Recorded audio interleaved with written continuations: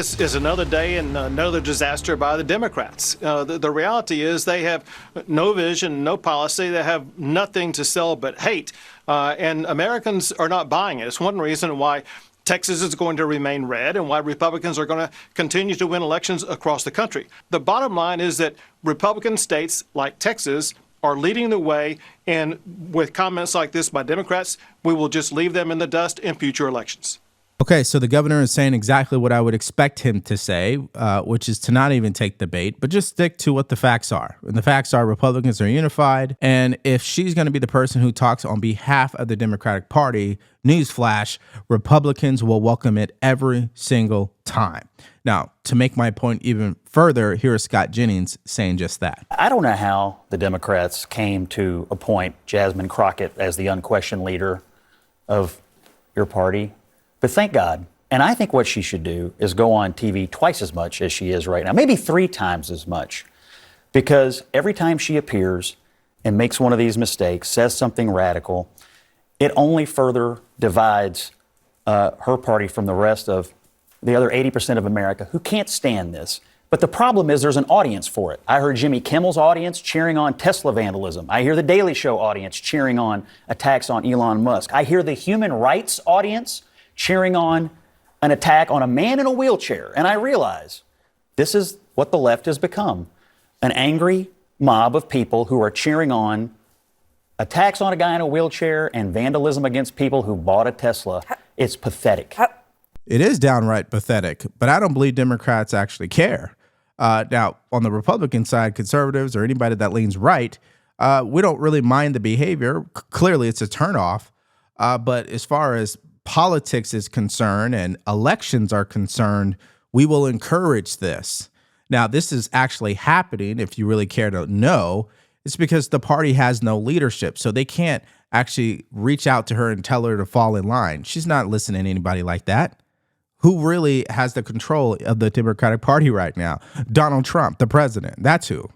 Anyways, here is Speaker Mike Johnson kind of repeating the same thing that Scott Jennings just said. Take a look. Axios reported yesterday that Democrats are, quote, in their deepest hole in nearly 50 years. This is not a mystery. Everyone understands what's happening and why.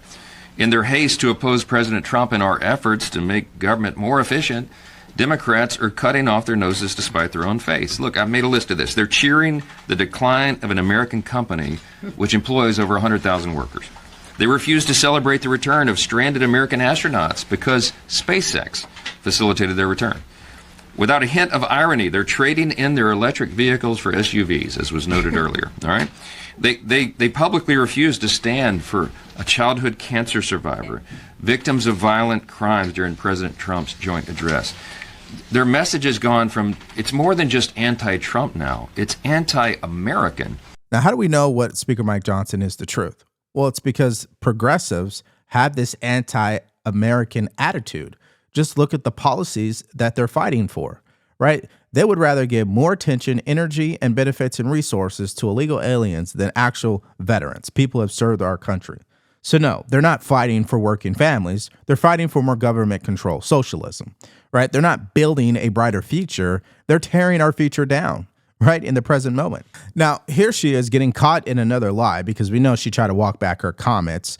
This is from In Wokeness, but the actual source is Free Beacon, where they discovered that, what was this, 4 years ago? She liked a post where someone else called the governor Hot Wheels. And this just proves our point even more. Now, you know the president of the United States is paying attention to everything that's happening, right? She's been getting so much attention. He had to respond. Here's what he said this morning about Jasmine Crockett. She lies, but she's a lowlife. And she's a very low IQ person and a lowlife. And I don't imagine the Democrats are going to have a person like that running their party. If they do, and they'll never win an election again. It would be very hard. But I can't imagine she's going to last long. And what do you think of Governor Gavin Newsom's? To be smart, you do need a brain. You can't get around with little quips. And I've watched her. I've only heard her for the last couple of days, and I watched her make a speech, and she can't speak. And she truly is a low-level person on the very important chart of intelligence. Yeah, so he brings up actually a good point, because I believe whoever is telling Democrats to do what they're doing, you can argue is low IQ. I mean, they're starting to curse more. They're trying to look like 16-year-olds on TikTok. They think screaming is the answer, silent on this vandalism against Tesla. Yeah, I think he makes a good point there. And by the way, I don't think it's the Democrats' strength to play Donald Trump's game. There's a reason why he's the president again. He can get away with being hyperbole or calling people out or being rude, even sometimes to his own detriment. It turns people off, but it works for him. It doesn't work for Democrats. And how do you know what we're saying is true? Well, when you have people on the left actually agreeing with this assessment of Jasmine Crockett and the party, I think that tells you everything you need to know. Here's how I see it. She's new. She's young, and she's trying to find her way. I think that this party is scrambling, trying to seem tough, and I'm seeing this party traffic in a lot of curse words.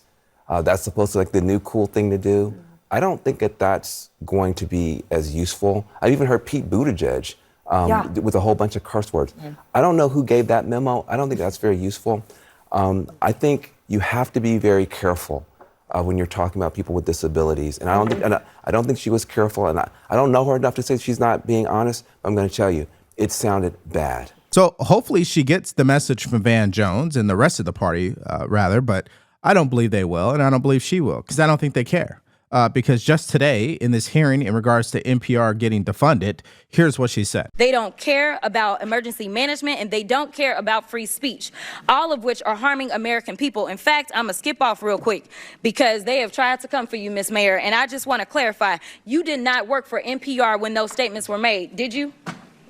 That is correct, Madam And to be clear, free speech is not about whatever it is that y'all want somebody to say. And the idea that you want to shut down everybody that is not Fox News is bullshit. We need to stop playing, because that's what y'all are doing in here. You don't want to hear the opinions of anybody else. And the Constitution says Congress shall make no law respecting or establishing of religion or prohibiting the free exercise thereof or abridging the gentlewoman's time has expired. The gentlewoman's time has expired. Now, that actually segues into our next story, because NPR and PBS, their CEOs were on Capitol Hill testifying in a hearing. I think the overall conclusion here is whether or not the federal government will defund those programs or those organizations. Obviously, I'm sure you guys support them doing that, because we know propaganda lives rent-free over there. Now, her overall comments is not a shocker given what we've seen from her over the past week, but it just proves the point of what Van Jones was saying. Now, continuing on to this next story, the NPR CEO confirms exactly what's wrong with Democrats. Just hear the line of questioning that occurs and how she responds. Do you believe that America believes in black plunder and white democracy? I don't believe that, sir. You tweeted that in reference to a book you were reading at the time, apparently, The Case for Reparations. I don't think I've ever read that book, sir. You tweeted about it. You said you took a day off to fully read The Case for Reparations. You put that on Twitter in January of 2020. Apologies, I don't recall that I did. Okay. I'd no doubt that your tweet there is correct, but I don't recall that. Okay. Do you believe that white people inherently feel superior to other races? I do not. You don't? You tweeted something to that effect. You said, I grew up feeling superior. Ha, how white of me. Why did you tweet that? I think I was probably reflecting on what it was to grow up in an environment where I had lots of advantages. It sounds like you're saying that white people feel superior. I don't believe that anybody feels that way, sir. I was just reflecting on my own experiences. Do you think that white people should pay reparations? I have never said that, sir. Yes, you did. You said it in January of 2020. You tweeted, yes, the North, yes, all of us, yes, America, yes, our original collective sin and unpaid debt, yes, reparations, yes, on this day. I don't believe that was a reference to fiscal reparations, sir. What kind of reparations was it a reference to? I think it was just a reference to the idea that we all owe much to the people who came before us. That's a bizarre way to frame what you tweeted. So how does this relate to everything we're talking about in this video? It's very clear. You've got Democrats who are unhinged like Jasmine Crockett, And then the leaders of these media organizations, which are supposed to be neutral and independent, clearly have a bias because of their own personal beliefs. She's clearly a progressive, and it matters because they're the ones who are putting out information to the public. Now, here is another clip that proves my point from Congressman Jim Jordan. Take a look. Mr. Berliner, in his story last year, wrote, in the D.C. area, editorial positions at NPR, he said he found 87 registered Democrats, 0 Republicans. Is that accurate? We do not track the numbers or the voter registration, but I find that Was award-winning journalist who worked 25 years at NPR, Mr. Berliner, was he lying when he wrote that? I am not presuming such. I just we don't track that information about our journalists. 87 to 0, and you're not biased. I think that is concerning if those numbers are accurate.